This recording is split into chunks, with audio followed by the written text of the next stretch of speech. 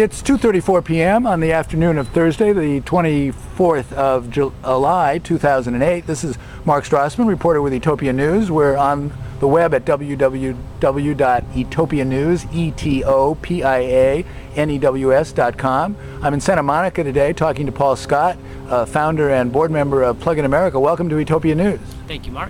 In our last segment, we were talking about the 8 reasons why plug-ins are a good idea. We're up to number 6. And that says we can ensure that electricity generation will be ever more renewable, cleaner, diversified, distributed, redundant, and secure. What do you mean by that? What we mean is that obviously with climate change and the CO2 problem, legislation is being passed and has been passed that will ensure that more renewable energy enters the grid. Every day more people put solar panels on their houses and businesses. Every day more windmills go up. So the grid constantly gets more renewable energy into it. At the same time, these laws are starting to put caps on. We've already put a cap on sulfur dioxide, and that has not risen over the last 10 years. They're scrubbing the stacks of that contaminant. And then CO2 is the next one. So we're going to be capping CO2 so that anybody who generates CO2 in a smokestack will have to find some method of either sequestering the CO2 or finding another fuel that doesn't generate as much. As long as we're on that subject, do you have any views on cap and trade versus carbon tax? I'm a big fan of carbon tax. I will suffer through a cap and trade, but if that's what we end up with, and I'm afraid that politically speaking, that's the only thing that's viable. But I'm definitely going to keep pushing for a carbon tax because that's the one that will work the best and the fastest. How is sulfur dioxide regulated? It's a cap and trade, and they did that to stop the acidic rain that we had 15-20 years ago, right. And it's worked. But at the same time, it's very easy to game the system.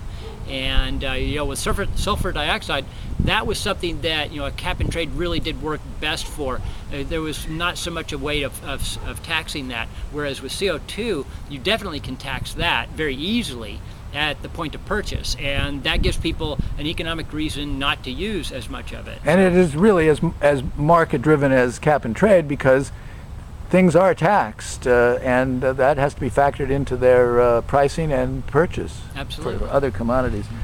Say anything more about how increasing scale of renewable deployment is going to mean lower prices rather than peak oil leading to more scarcity and more demand leading to higher prices. Yeah, obviously with renewable sources of energy that use the wind and the sun and geothermal, the more windmills and solar panels that you put up, the per unit cost goes down, the economies of scale kick in, and the source of the energy is free. So it's clear. And infinite and inexhaustible. Absolutely, yes. There's no way we could put enough windmills up or solar panels up to utilize everything, and nor would we need to. Whereas with fossil fuels, that's definitely a finite resource, and the more you use, the quicker you get to the end of it. So the price continues to go up, and supply and demand, as we're seeing now, is kicking in very hard and hurting a lot of poor people because of that. As I'm sitting here with the wind blowing, I'm reminded of the fact that with renewable energy, the only cost, the major and almost only cost, is the capital investment at the front end, because it's really a way of harvesting. It's like if you've got a field full of corn, you have to pay for the tractor to plow it and the harvester to harvest it, but the raw material, the fuel, is free and infinite, and it's only the capital costs that create the dynamic for the whole financing situation. And there's some maintenance costs, but they're very minor. Right. Particularly minor with solar and not very much more for the wind. Okay. The 7th point in your discussion says improvements in energy density and price reductions for advanced batteries are evidence of that which is achievable with large format car batteries. Break that down and talk about what it means. Yeah, what we're seeing now, it was not too long ago that lithium-ion batteries were over $1,000 per kilowatt hour. And that probably doesn't mean much to your audience, but my car has 27 kilowatt hours of energy in the 1,000-pound nickel metal hydride pack. So the cost per kilowatt hour is very very expensive for that type of battery. But now they're already down to around $500 per kilowatt hour and dropping. And the battery manufacturers are telling us privately that they think they can get down to between $200 and $300 per kilowatt hour, which is very, very affordable. That's on par with the gasoline engine. And that's both as a result of economies of scale and greater demand and technological advance. Absolutely. Okay. The eighth point says plug-in hybrids and electric cars offer a difference in kind rather than degree. What's that difference in kind? Using a completely non-polluting technology versus one that, like the Prius, is much more efficient than your typical gasoline car. It uses maybe half as much energy, but it's the same energy. It still pollutes. And so if you can move away from the oil-based, petroleum-based energies altogether, then you're able to use completely non-polluting technologies and energies. Okay. In the rest of the segment, I'd like to talk about where to get electric cars, whether we're going to get them from big manufacturers, whether we're going to have to do it ourselves. Talk about it just happened in the last week. Toyota finally surpassed Toyota, which makes the Prius, which is right behind you here in the frame, just surpassed GM as the car maker that's the largest in the world. GM doesn't have a hybrid. What's the yet ready to go and having been sold. So tie together the fact that Toyota has just surpassed GM and Toyota's strategy in terms of plug-ins versus, which it doesn't have a plug-in yet either for sale, but it does have a hybrid.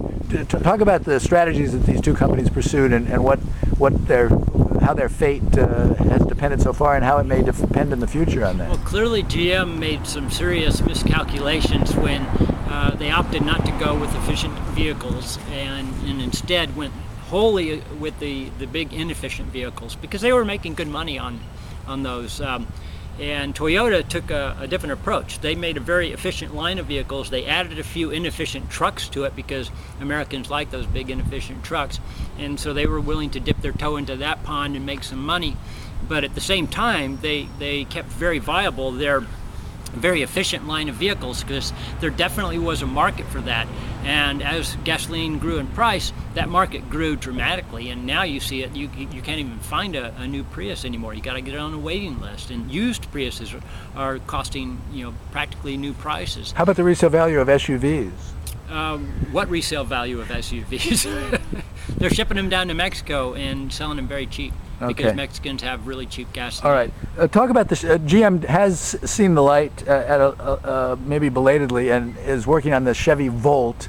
Tell people what the Chevy Volt is and what we can expect from that. The Chevy Volt is a great concept, and it may save GM's skin down the road, but it's a serial hybrid. So essentially, a serial plug-in hybrid. What it is, it's an electric car. But it's got a battery that has about 40 miles worth of range in it, which is more than 80% of Americans drive every day.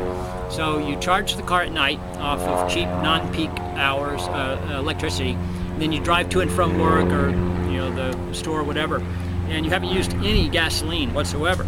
So if you need to go on a long trip beyond the 40-mile range, then the gasoline engine kicks in, and it's not hooked up to the drivetrain. It is only hooked up to a generator and generates electricity to charge the battery and run the motor. And you have an effective range of 400 or 500 miles on a tank of fuel. And when is the Volt expected to be in the showroom? The fall of 2010 is what they're saying, and they're sticking to that. So we wish them luck. I just hope that they survive long enough to get it out, quite frankly. Okay. Talk about the hybrid plug-in from Toyota. Yeah, the Prius is a different type of technology. It's called a parallel hybrid, which means both the electric motor and the gasoline engine are hooked up to the drivetrain.